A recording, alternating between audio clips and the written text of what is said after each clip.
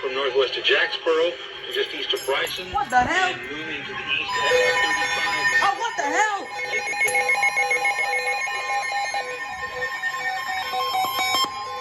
What the hell?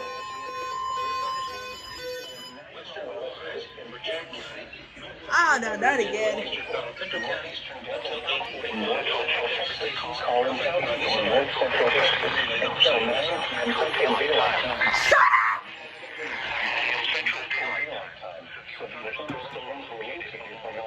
Extending from 6 miles east of Pilot Point. Two areas of strong storms 35 miles per hour.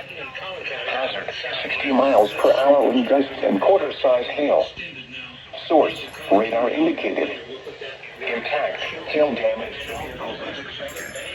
Wind damage to roof, siding, and trees. Locations impacted include... Come on, bro. You're supposed to be activated. Good thing you activated. And a severe thunderstorm watch up until 2 o'clock tomorrow morning. Live from the WBAP Weather Center, meteorologist Pilot Point, and Parker. This includes Interstate 35 between-mile markers 458 and 461. For your protection, get inside a sturdy structure and stay away from windows. The House of Representatives his election is criminal.